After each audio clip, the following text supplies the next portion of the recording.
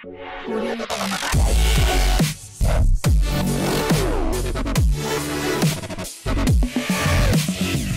നമ്മൾ പഠിക്കാൻ പോകുന്നത് electrolysis of sodium chloride solution ആണ്. സോഡിയം ക്ലോറൈഡ് ലായനിയുടെ വൈദ്യുത വിശ്ലേഷണം. പരീക്ഷയ്ക്ക് അനവധി തവണ ചോദിച്ചിട്ടുള്ള ചോദ്യമാണ് സോഡിയം ക്ലോറൈഡ് ലായനിയുടെ വൈദ്യുത വിശ്ലേഷണവുമായി ബന്ധപ്പെട്ടുള്ള ചോദ്യം. അപ്പോൾ സോഡിയം ക്ലോറൈഡ് ലായനി ആകുമ്പോൾ നേരത്തെ നമ്മൾ സോഡിയം ക്ലോറൈഡ് ഉരുകിയ അവസ്ഥയിലാണ് പറഞ്ഞത്. അതിനകത്ത് സോഡിയം അയോണുകളും ക്ലോറൈഡ് അയോണുകളും മാത്രമേ ഉണ്ടായിരുന്നുള്ളൂ. പക്ഷെ സോഡിയം ക്ലോറൈഡ് ലായനി ആകുമ്പോൾ അതിന് സോഡിയം ക്ലോറൈഡിനെ കൂടാതെ വാട്ടർ കൂടിയുണ്ട്. അപ്പോൾ അവിടെ ഇലക്ട്രോളിസിന് വിധേയമാകുമ്പോൾ sodium chloride is decompose into Na+ and Cl-. അതിന് വലിയ മാറ്റമില്ല.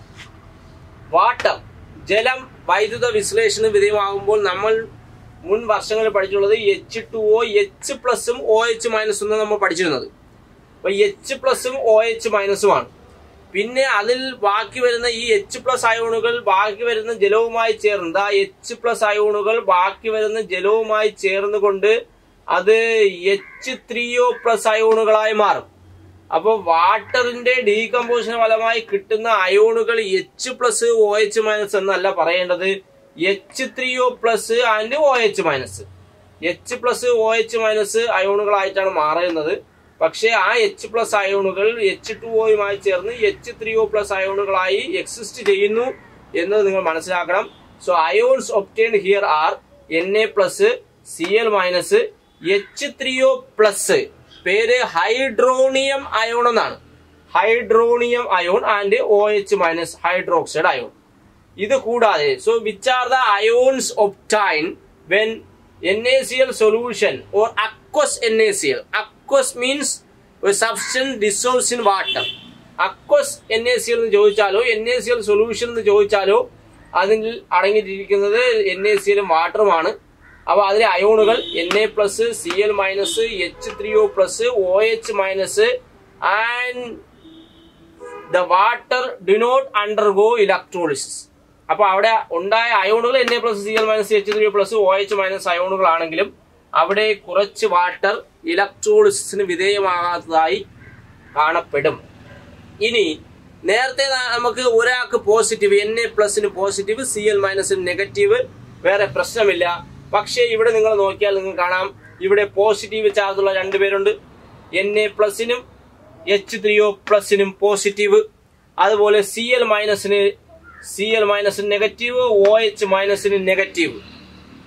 അപ്പോൾ പോസിറ്റീവ് ചാർജുള്ള രണ്ടുപേർ, നെഗറ്റീവ് ചാർജുള്ള രണ്ടുപേർ. ഇതിൽ ആരാണ് ആനോഡിൽ വരുന്നത്, ആരാണ് കാഥോഡിൽ വരുന്നത് എന്നതാണ് നമുക്ക് പഠിക്കാൻ പോകുന്നത്.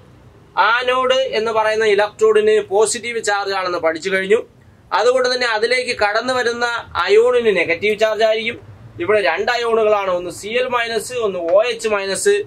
ഈ Cl-, OH- എന്നീ രണ്ട് അയോണുകളിൽ കൂടുതൽ ഓക്സിഡൈസിങ് പവർ ഉള്ളത് എന്ന് വെച്ചാൽ ഇലക്ട്രോഡായ ആനോഡിലേക്ക് വരാൻ, ഓക്സിഡേഷന് വിധേയമാകാൻ കഴിവുള്ള പദാർത്ഥം എന്ന് പറയുന്നത് Cl- തന്നെയാണ്. Cl- ആണ്. Cl- OH- ഇതിൽ കൂടുതൽ ഓക്സിഡേഷന് വിധേയമാകാനുള്ള കഴിവ് ഉള്ളത് Cl- ആണ്. അപ്പൊ ഇവർ രണ്ടുപേർ തമ്മിലുള്ള മത്സരത്തിൽ OH- കൂടുതൽ ഓക്സിഡേഷന് വിധേയമാകാനുള്ള കഴിവ് Cl- ആയതുകൊണ്ട് തന്നെ Cl- ആനോഡിലേക്ക് എത്തുകയും നേരത്തെ നമ്മൾ പഠിച്ച അതേ റിയാക്ഷൻ, Cl- വരുന്നു, ഒരു ഇലക്ട്രോണിനെ കളയുന്നു, Cl ആയി മാറുന്നു. Cl ഒറ്റയ്ക്ക് നിൽക്കാൻ കഴിയാത്തത് കൊണ്ട് അടുത്ത Cl- ചേർന്ന് അങ്ങനെ രണ്ട് Cl- വരുന്നു, രണ്ട് ഇലക്ട്രോൺ കളയുന്നു, Cl-ഉം ചേർന്ന് Cl2 ആയി മാറുന്നു. NaCl മോൾട്ടൺ പഠിച്ച അതേ ഇക്വേഷൻ തന്നെയാണ് ഇവിടെയും ആനോഡിൽ വരുന്നത്. 2 Cl- gives Cl2 plus 2 electron. 2 electron കളഞ്ഞുകൊണ്ട് ആനോഡിൽ ക്ലോറിൻ ഉണ്ടാവുകയാണ് ചെയ്യുന്നത്. അത് മോൾട്ടൺ NaCl ആണെങ്കിലും അക്വസ് NaCl ആണെങ്കിലും സെയിം. ഇനി അടുത്ത കാഥോഡിലേക്ക് വരികയാണ്. കാഥോഡിൽ നെഗറ്റീവ് ചാർജ് ആയതുകൊണ്ട് തന്നെ കാഥോഡിലേക്ക് വരുന്ന അയോണുകൾക്ക് പോസിറ്റീവ് ചാർജ് ആയിരിക്കണം. ഇവിടെ പോസിറ്റീവ് ചാർജ് ഉള്ളത് Na+ ആണ് ഒന്ന്, രണ്ടാമത്തത് H3O+ ആണ്. നേരത്തെ Na+ ആണ് പോയത്, അടുത്ത ഇവിടെ H3O+ ഉണ്ട്. പിന്നെ അത് കൂടാതെ അയോൺ അല്ലാതെ ഇലക്ട്രോളിസിന് വിധേയമാകാത്ത വാട്ടർ കൂടിയുണ്ട്. സോ ഇതും ഇതിനേക്കാളും Na+നേക്കാളും H3O+നേക്കാളും റിഡക്ഷന് വിധേയമാകാനുള്ള കഴിവുള്ളത് വാട്ടറിനാണ്. അതുകൊണ്ട് തന്നെ വാട്ടർ ആണ് എങ്ങോട്ട് വരുന്നത്, കാഥോഡിലേക്ക് കടന്നു വരുന്നത് വാട്ടർ ആണ്. ആ വാട്ടർ കടന്നു വരുന്നു, കാഥോഡിൽ ഇലക്ട്രോൺ സ്വീകരിക്കണം. H2O ഒരു ഇലക്ട്രോൺ സ്വീകരിച്ച് H ആയി മാറും. 2 H2O 2 ഇലക്ട്രോൺ സ്വീകരിച്ച് H2 ആയി മാറും. Plus 2 OH minus. ഇതിൽ H2Oയിലെ H പ്ലസ് ആണ് യഥാർത്ഥ റിയാക്ഷൻ. H പ്ലസ് ആണ് ഇലക്ട്രോൺ സ്വീകരിച്ച് എന്തായി മാറുന്നത്? H2 ആയി മാറുന്നത്. H പ്ലസ് ഇലക്ട്രോൺ സ്വീകരിച്ച് H പ്ലസ് ഒരു ഇലക്ട്രോൺ സ്വീകരിച്ച് H ആയി മാറും. 2 H പ്ലസ് 2 ഇലക്ട്രോൺ സ്വീകരിച്ച് H2 ആയി മാറും.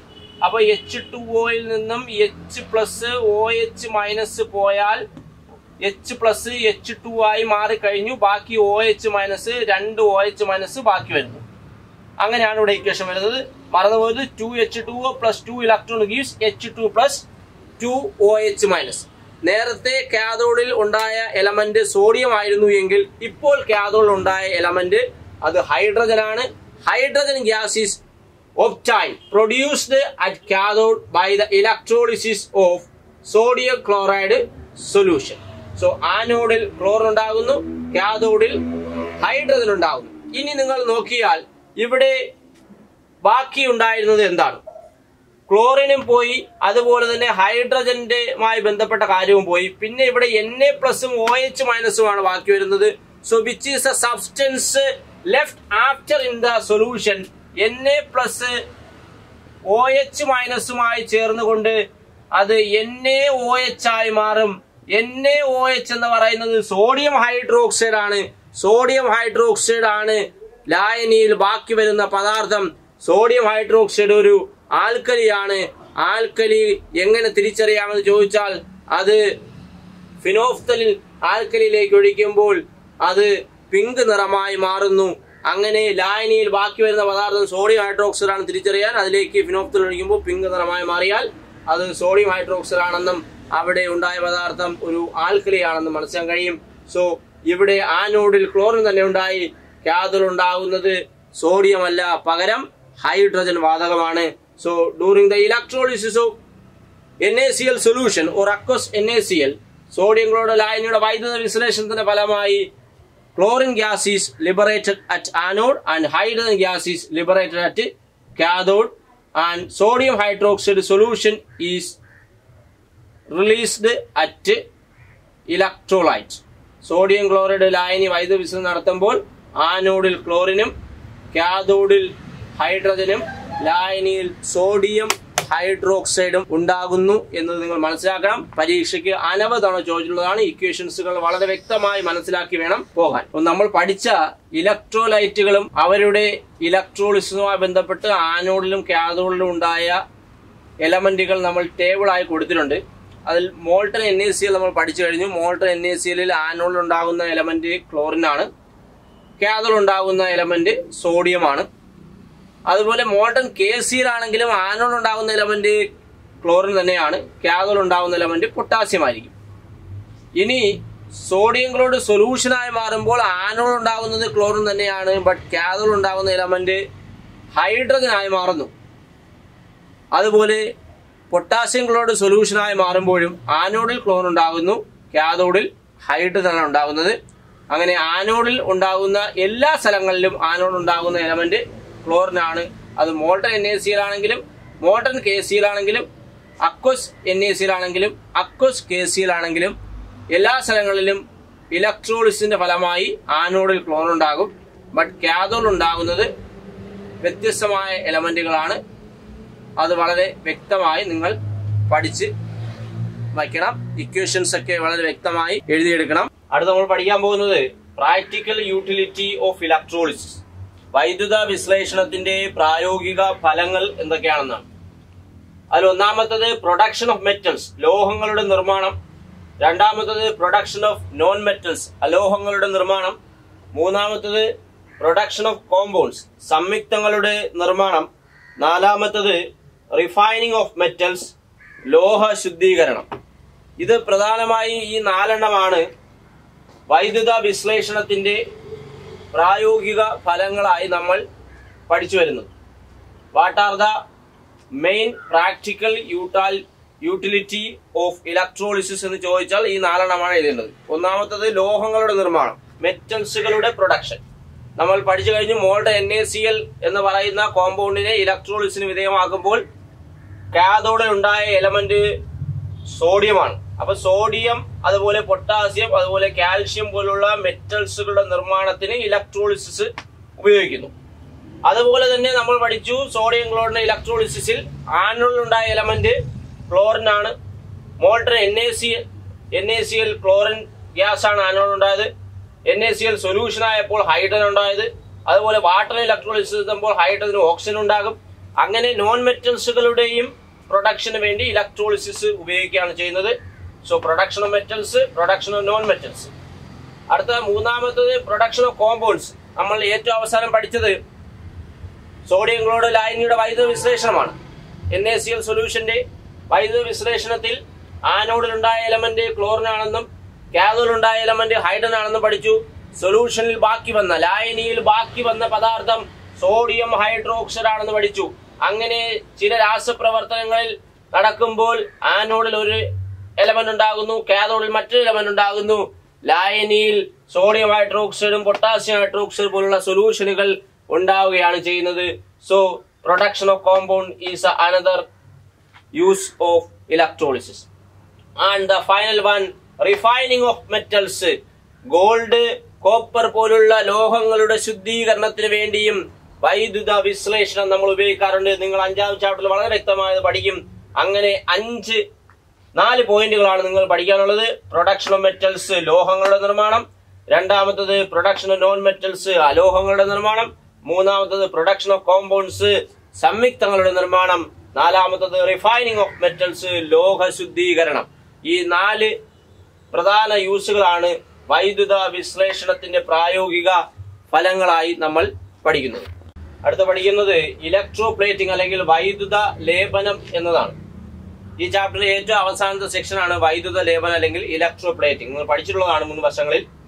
Coating of one metal on the surface of other metal by the help of electricity or electrolysis is known as electroplating. വൈദ്യുതിയുടെ സഹായത്താൽ ഒരു ലോഹത്തിന് മുകളിൽ മറ്റൊരു ലോഹത്തിന്റെ ആവരണം ഉണ്ടാക്കുന്ന പ്രവർത്തനത്തെ വിളിക്കുന്ന പേരാണ് വൈദ്യുത ലേപനം അല്ലെങ്കിൽ electroplating. Coating of one metal on the surface of other metal by the help of electricity is known as electroplating. നമ്മൾ വളരെ പരിചയമായിട്ടുള്ള ചില സാഹചര്യങ്ങൾ പറയാം. ഇലക്ട്രോപ്ലേറ്റിംഗിന്റെ ചില ആപ്ലിക്കേഷൻസുകൾ. ഒന്നാമത്തത് gold covering ornaments. Gold covering ഓർണമെന്റ്സുകൾ എന്ന് പറയുന്നത് യഥാർത്ഥത്തിൽ അത് ഗോൾഡ് അല്ല, ഗോൾഡ് കവർ ചെയ്തിരിക്കുകയാണ്. കോപ്പർ ബാങ്കിളുകൾക്ക് മുകളിൽ ഗോൾഡിന്റെ കവറിംഗ് നടത്തിയിരിക്കുകയാണ്. അത് ഇലക്ട്രോപ്ലേറ്റിംഗിന്റെ ഒരു ആപ്ലിക്കേഷൻ ആണ്. രണ്ടാമത്തത് ക്രോമിയം പ്ലേറ്റഡ് ഹാൻഡിൽ ബാർസ്. ഇരുമ്പ് കൊണ്ടുള്ള കൈപ്പിടികളിൽ നമ്മൾ ക്രോമിയം പൂശാറുണ്ട്. അങ്ങനെ ക്രോമിയം പ്ലേറ്റഡ് ഹാൻഡിൽ ബാർസ് എന്ന് പറയുന്നത് രണ്ടാമത്തെ ആപ്ലിക്കേഷൻ. അടുത്തത് സിൽവർ പ്ലേറ്റഡ് യൂട്ടൻസിൽസ്. വീടുകളിൽ ഉപയോഗിക്കുന്ന പാത്രങ്ങളിൽ നമ്മൾ സിൽവർ പൂശാറുണ്ട്. അങ്ങനെ സിൽവർ പൂശിയ പാത്രങ്ങൾ. അതുപോലെ തന്നെ ടിൻ പ്ലേറ്റഡ് കോപ്പർ വെസൽസ്. ചെമ്പു പാത്രങ്ങളിൽ നമ്മൾ ഈയം പൂശാറുണ്ട്. ഇതൊക്കെ ഇലക്ട്രോപ്ലേറ്റിംഗിന്റെ ആപ്ലിക്കേഷൻസുകളായി വരുന്നതാണ്. Gold covering ornaments, chromium plated handle bars, silver plated utensils, tin plated copper vessels. Gold covering ആഭരണങ്ങൾ, ഇരുമ്പ് കൈപ്പിടികൾ ഉള്ള പാത്രങ്ങളിൽ നമ്മൾ ക്രോമിയം പൂശുന്നത്, അതുപോലെ ചില പാത്രങ്ങൾക്ക് മുകളിൽ നമ്മൾ വെള്ളി പൂശുന്നത്, അതുപോലെ ചെമ്പ് പാത്രങ്ങൾക്ക് മുകളിൽ നമ്മൾ ഈയം പൂശുന്നതും ഒക്കെ ഇലക്ട്രോപ്ലേറ്റിംഗിന്റെ ആപ്ലിക്കേഷൻസുകളായി വരുന്ന ചില എക്സാമ്പിളുകളാണ്. ഇനി നമ്മൾ ഇലക്ട്രോപ്ലേറ്റിംഗ് എങ്ങനെ നടക്കുന്നു എന്നത് ഒരു എക്സ്പെരിമെന്റിന്റെ സഹായത്താൽ നമ്മൾ പഠിക്കാൻ പോവുകയാണ്. അതിന് നിങ്ങൾക്ക് ഈ ഫിഗർ നോക്കിയാൽ കാണാൻ കഴിയും. ഈ ബീക്കറിനകത്ത് ഞാൻ എടുത്തിരിക്കുന്ന സൊല്യൂഷൻ എന്ന് പറയുന്നത് കോപ്പർ സൾഫേറ്റ് ആണ്. ഈ കോപ്പർ സൾഫേറ്റ് എന്ന് പറയുന്ന സൊല്യൂഷനിലേക്ക് ഒരു എൻഡിൽ ഒരു കോപ്പർ റോഡ്, മറ്റൊരു എൻഡിൽ ഒരു അയൺ ബാങ്കിൾ എന്ന് വെച്ചാൽ ഇവിടെ ഇരുമ്പ് വളയുടെ മുകൾ ഭാഗത്ത് ചെമ്പ് പൂശുകയാണ്. ഇരുമ്പ് വളയുടെ മുകളിൽ ചെമ്പ് പൂശുന്ന പ്രവർത്തനമാണ് ഇവിടെ നടത്തുന്നത്.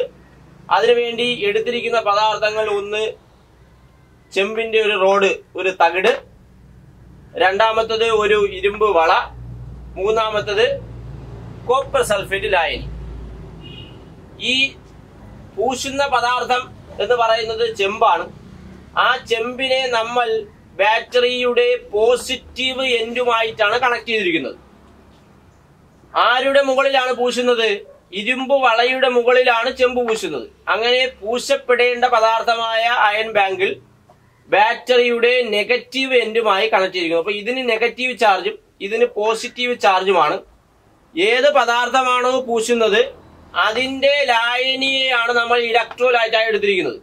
കോപ്പർ റോഡാണ്, കോപ്പറാണ് പൂശുന്നത്. അപ്പൊ കോപ്പറിന്റെ ലായനിയായ കോപ്പർ സൾഫേറ്റിനെ ഇലക്ട്രോലൈറ്റായിട്ട് എടുക്കണം. ഏതാണോ പൂശുന്നത് അതിനെ പോസിറ്റീവ് ടെർമിനലുമായി കണക്ട് ചെയ്യണം. ഏതിലാണോ പൂശുന്നത് അതിനെ നെഗറ്റീവ് ടെർമിനലുമായി കണക്ട് ചെയ്യണം. പൂശുന്ന പദാർത്ഥത്തിന്റെ ലായനി ഇലക്ട്രോലൈറ്റായി എടുക്കണം. അങ്ങനെ വൈദ്യുതി കടന്നു പോകുന്നതിന്റെ ഫലമായി ഇവിടെ സംഭവിക്കുന്നത് കോപ്പർ സൾഫേറ്റിൽ ഉള്ള അയോണുകൾ Cu2+ അയോണുകളും SO4 അയോണുകളുമാണെന്ന് നമുക്കറിയാം. ഈ Cu2+ അയോണുകൾ പോസിറ്റീവ് ചാർജ് ആണ്. പോസിറ്റീവ് ചാർജുള്ള Cu2+ അയോണുകൾ നെഗറ്റീവ് ചാർജുള്ള അയൺ ബാങ്കിളിലേക്ക് സഞ്ചരിക്കുകയും അവർ ഈ അയൺ ബാങ്കിളിന് മുകളിൽ പറ്റിപ്പിടിക്കുകയും ചെയ്യുന്നു. അതിന് ചുറ്റും പറ്റിപ്പിടിക്കുകയാണ് ചെയ്യുന്നത്. കാരണം ഇതിന് നെഗറ്റീവ് ചാർജും ഈ കടന്നു വരുന്നതിന് പോസിറ്റീവ് ചാർജുമാണ്. നമ്മൾ കാറ്റയോൺസുകളും ആനയോൺസുകളും ഒക്കെ പഠിച്ചിട്ടുള്ളതാണ്. അങ്ങനെ Cu2+ അയോണുകൾ നെഗറ്റീവ് ഇലക്ട്രോഡായ അല്ലെങ്കിൽ നെഗറ്റീവ് ചാർജുള്ള അയൺ ബാങ്കിളിലേക്ക് പോവുകയും അവിടെ പറ്റിപ്പിടിക്കുകയും ചെയ്യുന്നു. സോ അയൺ ബാങ്കിളിന്റെ മുകളിൽ കോപ്പറിന്റെ ഒരു കവറിംഗ് ഉണ്ടാവുകയാണ് ചെയ്യുന്നത്. എന്ന് വെച്ചാൽ കാഥോഡിൽ നടക്കുന്ന റിയാക്ഷൻ നോക്കിയാൽ Cu2+ അയോണുകൾ 2 ഇലക്ട്രോണുകളെ ഗെയിൻ ചെയ്തുകൊണ്ട് Cu ആയി മാറുകയും Cu ആയിട്ടാണ് അവിടെ ഡെപ്പോസിറ്റ് ചെയ്യുന്നത്. ഇനി ആനോഡ് ആയ കോപ്പർ റോഡ് നടക്കുന്ന റിയാക്ഷൻ ഇവിടെ ഇരിക്കുന്ന കോപ്പർ ഇലക്ട്രോണുകളെ ലോസ് ചെയ്തുകൊണ്ട് Cu2+ ആയി സൊല്യൂഷനിലേക്ക് ഇറങ്ങുകയാണ്. കണ്ടോ, ഈ ഇവിടെ ഇരിക്കുന്ന Cu മൊത്തം ഇലക്ട്രോൺ കളയുന്നു, Cu2+ ആയി മാറുന്നു. അപ്പൊ ആനോഡ് നടക്കുന്ന reaction Cu gives Cu2+ plus 2 electron. അങ്ങനെ ആനോഡിൽ ഇരിക്കുന്ന കോപ്പറുകൾ 2 ഇലക്ട്രോൺ ലോസ് ചെയ്തുകൊണ്ട് Cu2+ ആയി മാറുന്നു.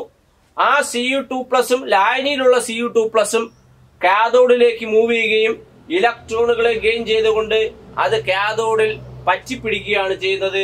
അങ്ങനെ ആനോഡ് എന്ന് പറയുന്ന കോപ്പർ റോഡ് ഇവിടെ സംഭവിച്ചത് ഓക്സിഡേഷൻ ആണ്. കാരണം ആനോഡിനാണ് ഇവിടെ ഇലക്ട്രോണുകളെ നഷ്ടപ്പെട്ടത്. അങ്ങനെ ആനോഡിൽ ഓക്സിഡേഷൻ നടന്നു. ഇവിടെ പറ്റിപ്പിടിച്ച പദാർത്ഥം അയൺ ബാങ്കിളിന് മുകളിൽ കോപ്പർ പറ്റിപ്പിടിച്ചു. സോ അയൺ ബാങ്കിളിന്റെ ആ പൊസിഷനിലാണ് റിഡക്ഷൻ സംഭവിച്ചത്. എന്ന് വെച്ചാൽ അവിടെ Cu2+ അയോണുകൾ 2 ഇലക്ട്രോൺ ഗെയിൻ ചെയ്തുകൊണ്ട് Cu ആയി മാറി. അയൺ ബാങ്കിളിന് ഇവിടെ റിഡക്ഷൻ സംഭവിച്ചു. കോപ്പർ റോഡിന് ഇവിടെ ഓക്സിഡേഷൻ സംഭവിച്ചു. അങ്ങനെ അയൺ ബാങ്കിളിന് മുകളിൽ കോപ്പർ പറ്റിപ്പിടിക്കുകയാണ് ചെയ്യുന്നത്. ഇങ്ങനെയാണ് ഇവിടെ ഇലക്ട്രോപ്ലേറ്റിംഗ് നടക്കുന്നത്. അങ്ങനെ അയൺ ബാങ്കിളിന് മുകളിൽ കോപ്പറിന്റെ ഒരു കവറിംഗ് നടന്നു by the help of electricity. So this is known as electroplating. ഇനി നമുക്ക് എടുക്കുന്ന, ഞാനിവിടെ കോപ്പർ റോഡാണ് എടുത്തത്. കോപ്പർ റോഡ് എടുത്തത് കൊണ്ടാണ് കോപ്പർ സൾഫേറ്റ് ലായനി ഇലക്ട്രോലൈറ്റായിട്ട് എടുത്തത്. ഇനി ചില വെസൽസുകളിൽ സിൽവർ നമ്മൾ പൂശാറുണ്ട്. അങ്ങനെ സിൽവർ പൂശുകയാണെങ്കിൽ അവിടെ ആനോഡായിട്ട് എടുക്കുന്നത് സിൽവറിന്റെ റോഡായിരിക്കണം. ഇലക്ട്രോലൈറ്റ് ആയിട്ട് എടുക്കുന്നത് സിൽവറിന്റെ സൊല്യൂഷനാണ്. സിൽവറിന്റെ സൊല്യൂഷനായി നമ്മൾ സാധാരണ ഇലക്ട്രോലൈറ്റ് ആയി എടുക്കുന്നത് സിൽവർ നൈട്രേറ്റ് ലായനിയുടെയും സിൽവർ സയനൈഡ് ലായനിയുടെയും mixture of silver nitrate and silver cyanide, അല്ലെങ്കിൽ sodium cyanide plus silver cyanide. ഈ 2 ലായനികൾ ഏതെങ്കിലും ഒന്ന് എടുത്താൽ മതി. Mixture of silver nitrate plus silver cyanide or mixture of sodium cyanide and silver cyanide. അപ്പോൾ സിൽവർ ആണ് ഇവിടെ കോട്ടിംഗ് നടത്തുന്നതെങ്കിൽ സിൽവറിന്റെ സൊല്യൂഷൻ ഉപയോഗിക്കണം. ഇനി ഗോൾഡ് ആണ് കവർ നടത്തുന്നതെങ്കിൽ ഗോൾഡിന്റെ സൊല്യൂഷൻ എടുക്കണം. ഗോൾഡിന്റെ സൊല്യൂഷനായി നമ്മൾ സാധാരണ ഇലക്ട്രോലൈറ്റ് ആയി എടുക്കുന്ന കോമ്പൗണ്ട് സോഡിയം സയനൈഡിന്റെയും ഗോൾഡ് സയനൈഡിന്റെയും മിക്സറാണ്. സോ mixer of sodium cyanide and gold cyanide is used as electrolytes when gold is covered in many objects. So this is about electroplate. അങ്ങനെ coating of one metal on the surface of other by the help of electricity is known as electroplating. അതിന്റെ applications പറഞ്ഞു കഴിഞ്ഞു. Gold covering ornaments, chromium plated handle bars, silver plated utensils, tin plated copper vessels. ഇനി അതിന്റെ എക്സാമ്പിളായി നമ്മൾ പഠിച്ചത് iron ബാങ്കിളിന് മുകളിൽ copper covering നടത്തിയതാണ്. Iron ബാങ്കിളിന്റെ negative ടെർമിനലുമായിട്ടും copper റോഡിനെ positive ടെർമിനലുമായിട്ട് എടുക്കണം. കോപ്പർ അവിടെ പൂശുന്ന ലോഹമായതുകൊണ്ട് തന്നെ അതിന്റെ സൊല്യൂഷനായ കോപ്പർ സൾഫേറ്റിനെ നമ്മൾ ഇലക്ട്രോലൈറ്റായി എടുക്കുകയും കോപ്പറിൽ നടക്കുന്ന റിയാക്ഷൻ ഓക്സിഡേഷൻ കോപ്പർ Cu2+ അയോണുകളായി മാറുകയും കാഥോഡിൽ നടക്കുന്ന പ്രവർത്തനം Cu2+ ഇലക്ട്രോൺ ഗെയിൻ ചെയ്തുകൊണ്ട് Cu ആയി മാറുകയും ആ Cu അയൺ ബാങ്കിളിൽ പറ്റിപ്പിടിക്കുകയാണ് ചെയ്യുന്നത്. ഇതാണ് ഇലക്ട്രോപ്ലേറ്റിംഗുമായി ബന്ധപ്പെട്ടിരിക്കുന്ന റിയാക്ഷൻ. സോ ഏതാണോ പൂശുന്നത് അതിന്റെ സൊല്യൂഷൻ തന്നെ നമ്മൾ എടുക്കണം. കോപ്പർ ആണ് എടുക്കുന്നതെങ്കിൽ കോപ്പർ സൾഫേറ്റ് എടുക്കണം. കോപ്പറിന് പകരം നമ്മൾ വെള്ളി അല്ലെങ്കിൽ സിൽവർ ആണ് എടുക്കുന്നതെങ്കിൽ എടുക്കേണ്ടത് mixer of silver nitrate and silver cyanide or sodium cyanide and silver cyanide.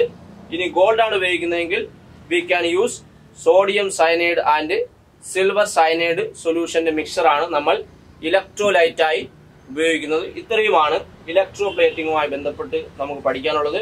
So ഇതോടുകൂടി ഈ ചാപ്റ്റർ അവസാനിക്കുകയാണ്. എല്ലാ കാര്യങ്ങളും വളരെ വ്യക്തമായി പഠിക്കണം. എന്തെങ്കിലും സംശയമുണ്ടെങ്കിൽ നിങ്ങൾ ചോദിച്ച് മനസ്സിലാക്കി തന്നെ പോകണം. Okay, thank you all.